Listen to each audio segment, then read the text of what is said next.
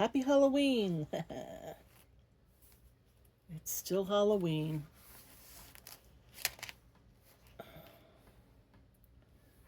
I talked to my sister today, and we were talking about what we remembered from our childhood, our grandparents, our mother, scary stories. You see the scary stories over there by Alvin Schwartz. He's now passed on. But that was my niece Erica's favorite stories growing up. And on the other side is the Big Book of New York Ghost Stories. And there's a lot of ghost stories from New York City and from up here in Orange County and over here by the river. But I have some stories to share from my home in College Point first, and then we'll get to the other people. But I grew up on Graham Court in a house my father made, William Bradshaw, and there's a lot of strange, scary things that went on there. One of the things my sister Jane saw in the basement when our cat Minnie was passing away in the basement by the, was it a boiler? Yeah, I guess it heats the house. It's a boiler, but the cat chose to go in the corner there, and all of a sudden Jane looked at the cat and she could see an old man. An apparition of an old man was on his face, on the cat's face. Can you imagine that? And then another thing Jane saw in the basement at Graham Court. She was going down the stairs, and then she made a right at the bottom of the stairs, and there was an area where you could see through into the main area, the main living room of the basement, and she saw a man standing there as solid as you or I, an old man with glasses. So she screamed and she shot back up the stairs. She closed the door. She yelled for my mom. My mom said, search the grounds, lock the doors, whatever, but there was never anybody found. It was a ghost. And then my sister Laura, who's passed away now, one night she was sleeping in her room, and all of a sudden there's a soldier peering at her over her head. Now, I can't ask her what kind of soldier. I don't know if it was a Revolutionary War. I don't know. I would think it would be Revolutionary War because of the area we lived in College Point. Well, I don't know, and I can't ask her.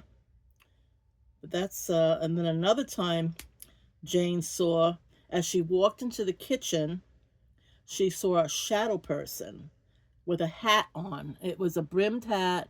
It wasn't too tall, so I don't know if we can go into line with the Hat Man series about the black shadows, shadow people, because it wasn't a tall hat. It was just a brimmed hat, but still, it slipped through behind the refrigerator. There's no space behind the refrigerator. He just slipped out, Shadow Man, and slipped back behind the refrigerator, and she ran. Of course she ran.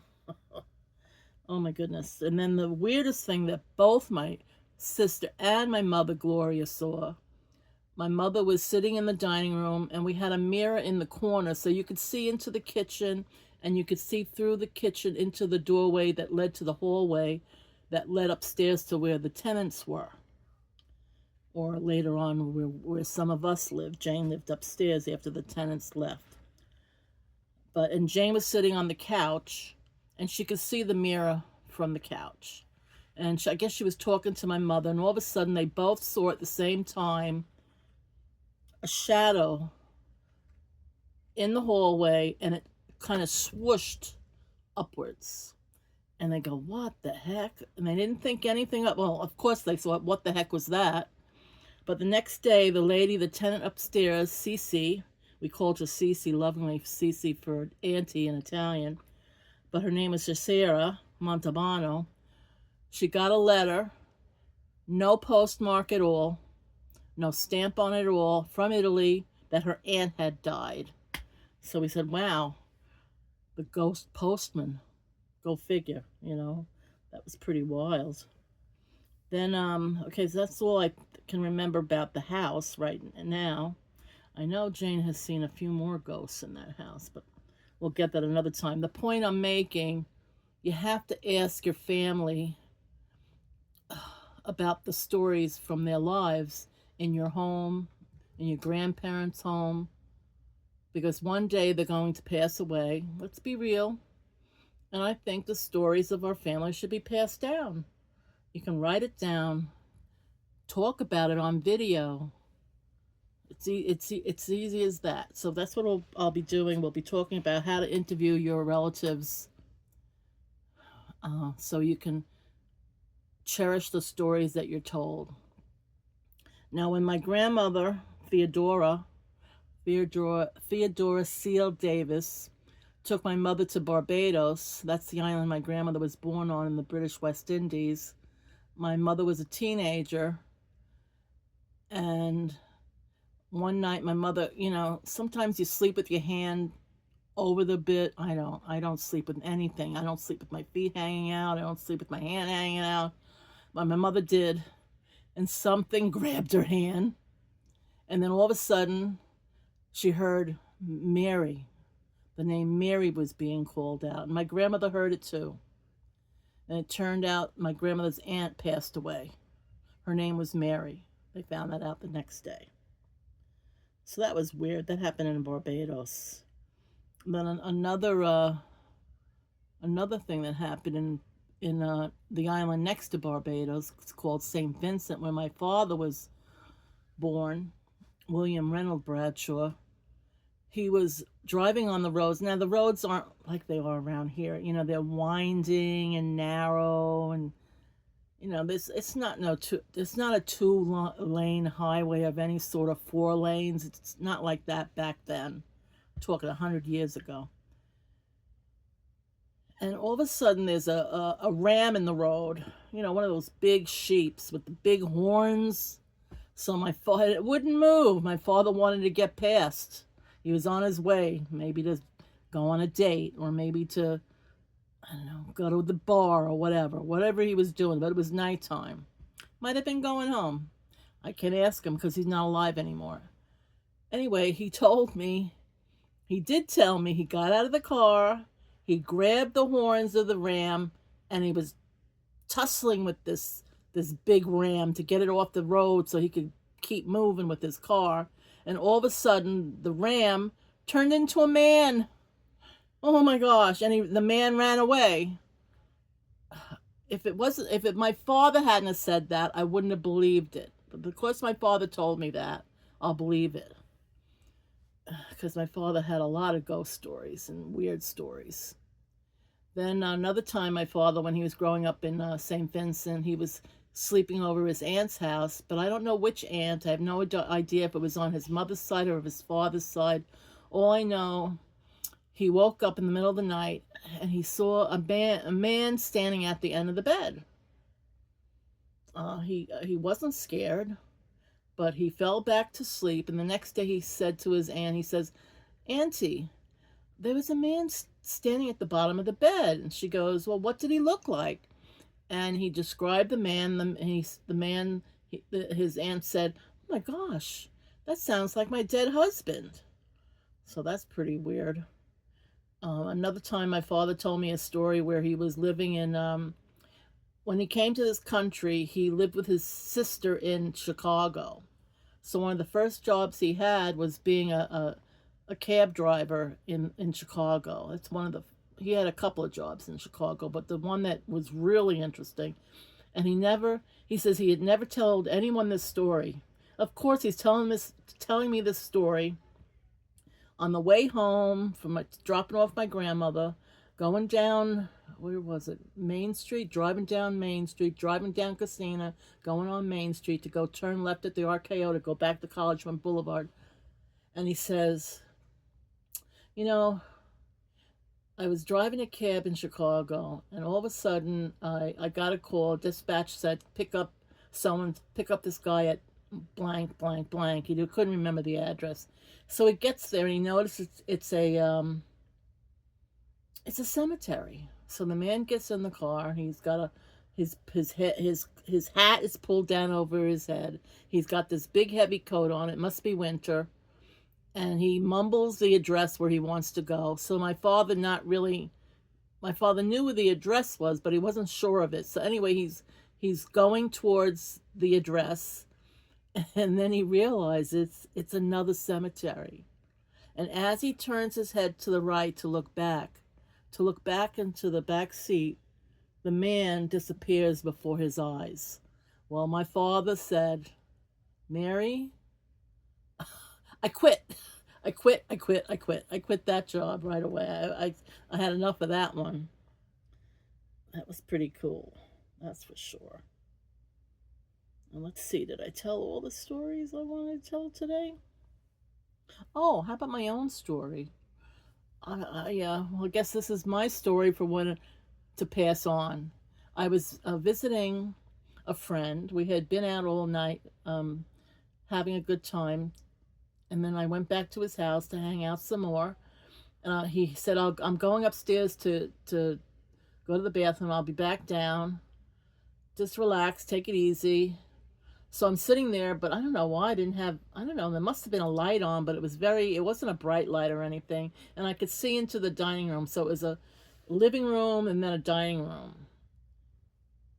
And all of a sudden I saw a shadow man walk from right to left, right through the dining room table. Well, I couldn't yell, I couldn't talk. The only thing I could do was get up and run. I ran out of the house, got in my car, and drove home. I didn't even bother to call Tommy up until the next day. He didn't even call me because it was late. It was like 2 o'clock in the morning. But I'll never forget that. And ironically, I didn't see another entity until I was in St. Augustine with my friend Lana and Jane, and we were at the oldest prison in the country in St. Augustine, and I was playing around. I said, Jane, let me have your iPhone. I don't know why I wanted to use her iPhone. I guess because it was brand new, and it's supposed to have a better camera on it than what I had at the time.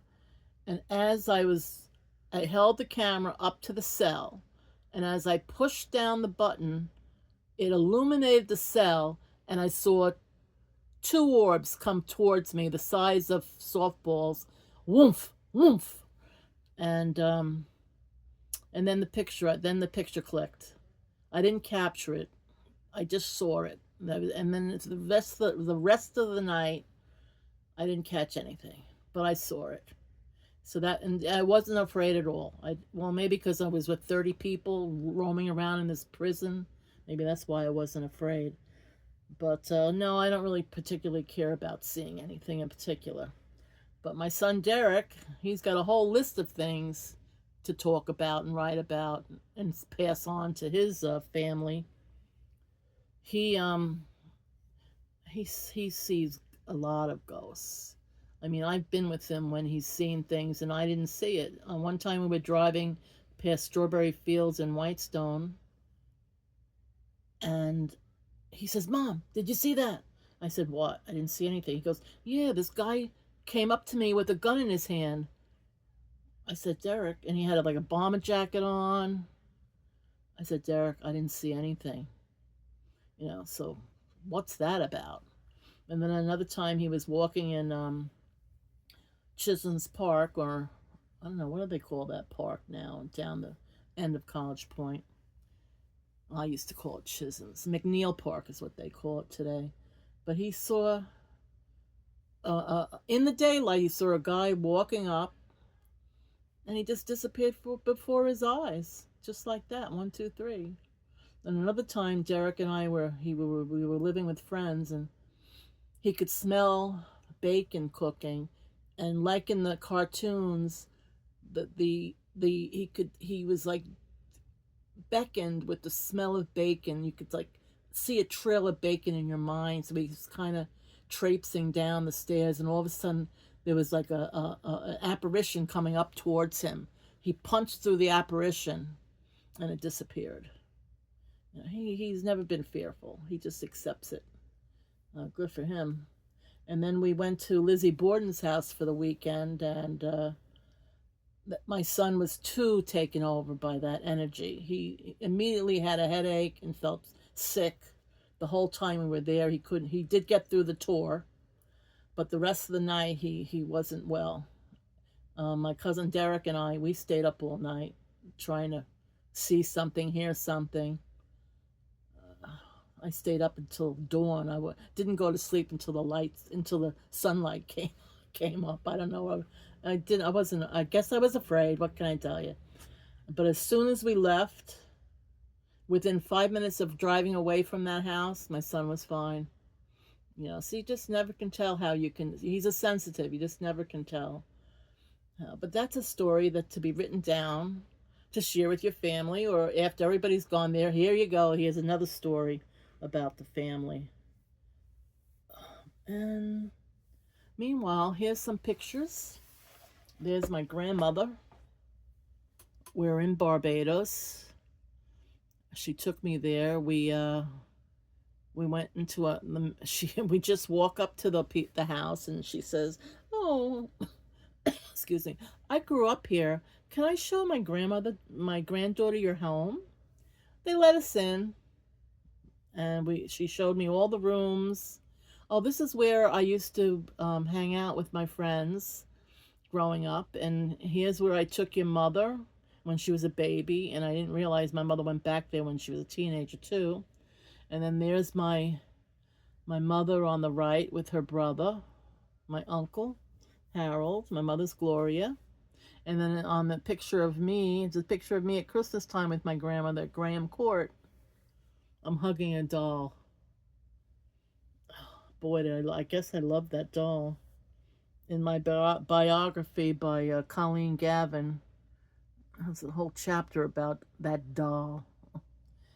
Anyway, you can meditate on this candle. It's always a good thing to meditate on a candlelight and just relax and go with the flow. You know, begin or end your day without any thoughts in your head. But think about what you can share with your family. What are you going to ask your grandparents if they're still alive, or your aunts and uncles about things they've seen that are strange? Start now. The holidays are coming up. Have a chocolate. Halloween. But just remember, this is Mary Bradshaw Duncan for Our Cocooning World Every Day. Cheerio, like my father used to say. Ciao for now.